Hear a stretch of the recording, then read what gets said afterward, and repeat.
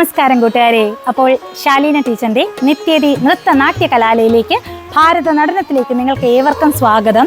ഈ നൃത്ത കലാലയത്തില് ഭാരത നടനം എന്ന ശൈലിക്കൊപ്പം തന്നെ വിദ്യാപീഠം എന്നൊരു ക്ലാസ്സും കൂടെ കണ്ടക്ട് ചെയ്ത് പോകുന്നുണ്ട്. ശരിക്കും ഇത് ഭാരത നടനം വിദ്യാപീഠം എന്നാണ് നമ്മൾ പറയുന്നത് തന്നെ. ഞാനൊക്കെ കൊച്ചിലെ ആയിരുന്ന സമയത്ത് അച്ഛനൊക്കെ എപ്പോഴും ഉള്ള ഈ പ്രസംഗ മത്സരം, പദ്യപാരായണ മത്സരം, ലളിതഗാന മത്സരം, ഒരുപാട് ഉപന്യാസ മത്സരം, അങ്ങനെ എപ്പോഴും കൊണ്ടുപോയി ഒരുപാട് ചെയ്യുമായിരുന്നു.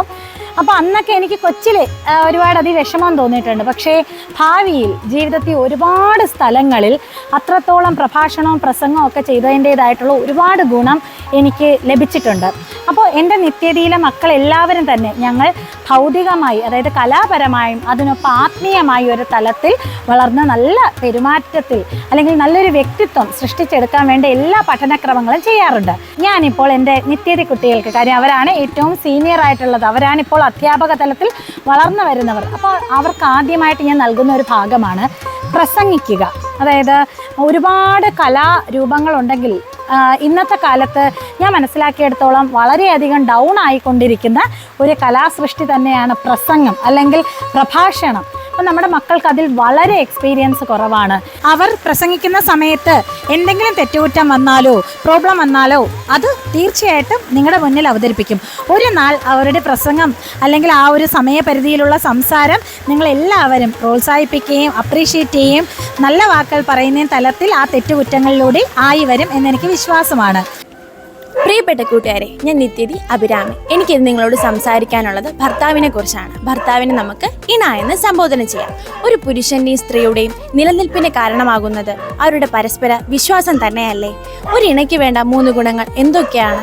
എൻ്റെ അറിവിൽ പരസ്പരം ബഹുമാനിക്കണം, എന്തും തുറന്ന് സംസാരിക്കണം, പരസ്പരം മനസ്സിലാക്കണം. എങ്കിലല്ലേ നമുക്ക് തെറ്റുകൾ തിരുത്താനും തിരുത്തപ്പെടുവാനും കഴിയുകയുള്ളൂ. ഈശ്വരൻ തരുന്ന എല്ലാ അനുഗ്രഹങ്ങളും നമ്മുടെ ഭാഗ്യം തന്നെയാണ് അല്ലേ? എങ്കിൽ ഏറ്റവും ഭാഗ്യം നല്ല വ്യക്തിത്വമുള്ള ഒരു ഇണയെ കിട്ടുക എന്നുള്ളതല്ലേ? ബന്ധങ്ങളിൽ ഏറ്റവും ശ്രേഷ്ഠമായ ബന്ധം ഇണ എന്നുള്ള ബന്ധം തന്നെയാണ്. എൻ്റെ വ്യക്തിപരമായ ഒരു അഭിപ്രായം ഞാൻ നിങ്ങളോട് പറയട്ടെ. ഒന്നുകിൽ നമ്മൾ ഒറ്റയ്ക്ക് ജീവിക്കണം, ഇല്ലെങ്കിൽ നല്ലൊരു വ്യക്തിയുമായി ജീവിക്കണം. നിങ്ങൾ ഇതോട് യോജിക്കുന്നുണ്ടോ എന്നൊന്ന് പറയണേ. നന്ദി.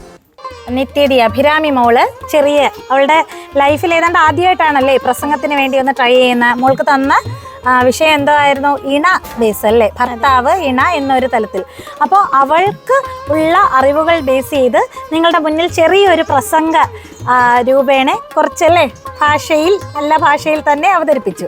എങ്ങനെ ഉണ്ടായിരുന്നു മോൾക്ക് ഈ ഒരു അനുഭവം? ചേച്ചി, ഞാൻ ആദ്യമായിട്ടാണ് പ്രസംഗിക്കുന്നത്, ആ ഒരു രീതിയിൽ സംസാരിക്കണം. അപ്പം എൻ്റെ ഈ നമ്മളുടെ ലാംഗ്വേജിൻ്റെ ഒരു പ്രശ്നം എനിക്കുണ്ടോ എന്ന് തോന്നി.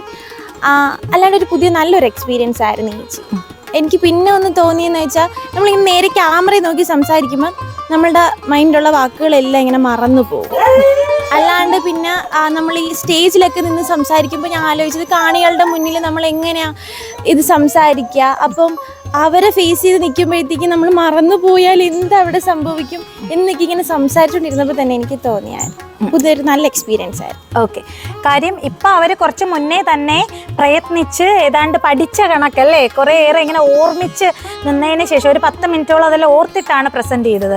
പക്ഷെ അല്ലാതെ നമ്മൾ സ്പോട്ടിലാണെങ്കിൽ ഒരു കാര്യം പ്രസൻറ്റ് ചെയ്യേണ്ടി വന്നാൽ നല്ല രീതിക്ക് സംസാരിക്കാൻ കഴിയണം. അപ്പം നിങ്ങൾ ക്ലാസ് എടുത്ത് ഒരുപാട് എക്സ്പീരിയൻസ് ഉണ്ടെങ്കിലും ഈ തലത്തിൽ നമ്മുടെ വ്യക്തിത്വം ഏറ്റവും അധികം ഭാഷാ തലത്തിലും സംസാര തലത്തിലും ഉയർത്താൻ പ്രസംഗം ഒരുപാട് നല്ലതാണ്. അപ്പോൾ നമ്മുടെ കൂട്ടുകാർ തന്നെ ജഡ്ജ് ചെയ്യട്ടെ, എങ്ങനെ ഉണ്ടായിരുന്നു? തെറ്റുകുറ്റങ്ങളൊക്കെ ക്ഷമിക്കുക. അവർ നല്ല മിടുക്കരായിട്ട് തന്നെ പ്രാസംഗികരായിട്ട് വരും അല്ലേ? ഇതിൻ്റെ പ്രാധാന്യം പെട്ടെന്ന് ആർക്കും മനസ്സിലാവില്ല, പക്ഷെ ചിലർക്ക് അതിൻ്റെ പ്രാധാന്യം നന്നായിട്ട് മനസ്സിലാവും. ഓക്കെ, നല്ലൊരു എക്സ്പീരിയൻസ് ആയിരുന്നില്ലേ? അപ്പോൾ ഇനി കുറച്ചുകൂടെ നല്ലൊരു പ്രാസംഗികയായിട്ട് ഉടൻ തന്നെ വരില്ലേ? ഓക്കെ മക്കളെ, ശരി. നമസ്കാരം, ഞാൻ നിത്യതി സിദ്ധിദാത്രി. ഞാൻ ഇന്നിവിടെ സംസാരിക്കാൻ പോകുന്ന വിഷയം വ്യക്തി എന്നതിനെ കുറിച്ചാണ്.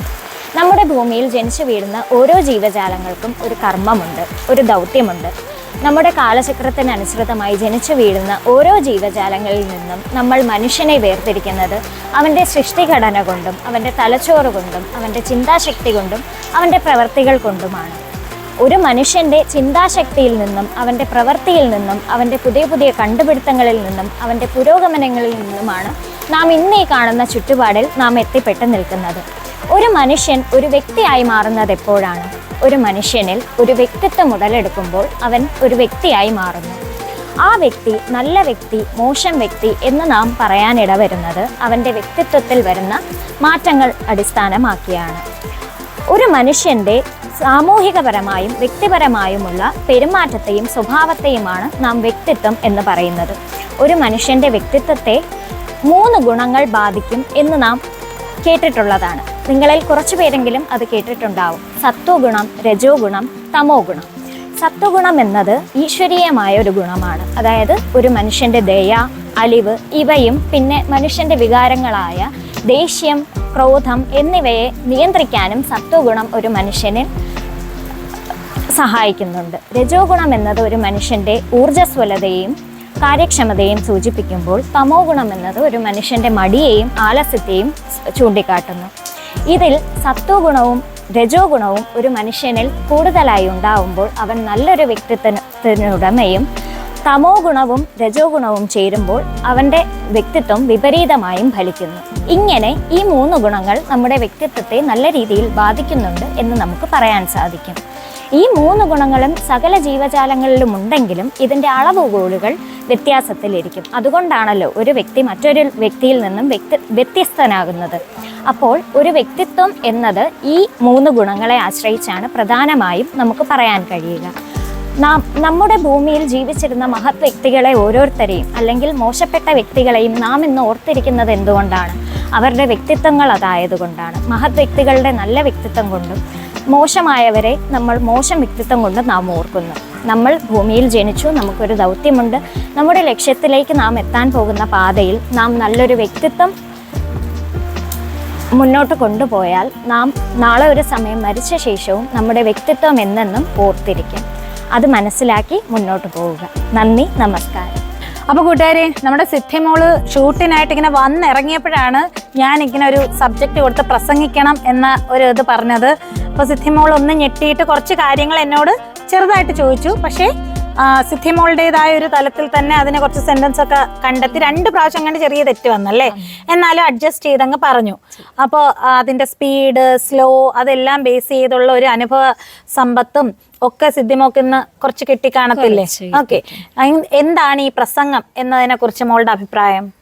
പ്രസംഗം വളരെ നല്ലൊരു കാര്യമാണ്. എന്ന് വെച്ചാൽ ഒരാൾക്ക് മറ്റുള്ളവരോട് ആശയവിനിമയം നടത്താനായിട്ട് ഒരു കോൺഫിഡൻസ് ഒരുപാട് നൽകുന്ന ഒരു കാര്യമായിട്ട് തോന്നിയിട്ടുണ്ട്. പിന്നെ ആ ഒറ്റയ്ക്ക് അത്രയും വലിയൊരു ക്രൗഡ് ഫേസ് ചെയ്യാനുള്ളതും ആ ഒരു സ്റ്റേജ് ഫിയർ ഒക്കെ നല്ല രീതിയിൽ മാറാനും പിന്നെ നമുക്ക് വ്യക്തമായി സംസാരിക്കാനുള്ളൊരു നല്ല രീതിയിൽ ആ ഒരു ഇത് ആത്മവിശ്വാസം ഉണ്ടാക്കാനായിട്ട് ഒരുപാട് സഹായിക്കുന്ന കാര്യമാണെന്ന് തോന്നിയിട്ടുണ്ട്. ഓക്കെ, അപ്പോൾ നമ്മുടെ മനസ്സിലുള്ള ഒരു കാര്യം മറ്റൊന്നിലേക്ക് ഏറ്റവും കൂടുതൽ നൽകാൻ കഴിയുന്ന ഏറ്റവും നല്ലൊരു കലാരൂപമല്ലേ? അപ്പൊ അത് നമ്മുടെ ഭാരതനടനത്തിലെ വിദ്യാപീഠത്തിലെ ഏറ്റവും വലിയൊരു ഭാഗമായിട്ട് തോന്നുന്നുണ്ടോ?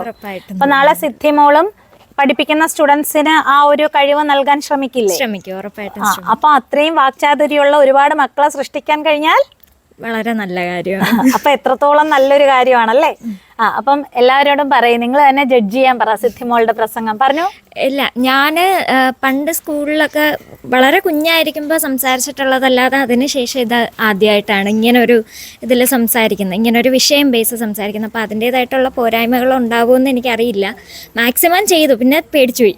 പെട്ടെന്ന് വന്നപ്പോഴത്തേക്ക് ആ ഒരു പേടി തോന്നിയിരുന്നു. അപ്പോൾ അത് ബേസ് എല്ലാവരും അഭിപ്രായം ഉറപ്പായിട്ടും കമൻറ്റിൽ അറിയിക്കുക. ശരി, ഓക്കെ കൂട്ടുകാരെ, അപ്പോൾ നമ്മുടെ സിദ്ധിമോളുടെ അഭിപ്രായം അറിയിച്ചു.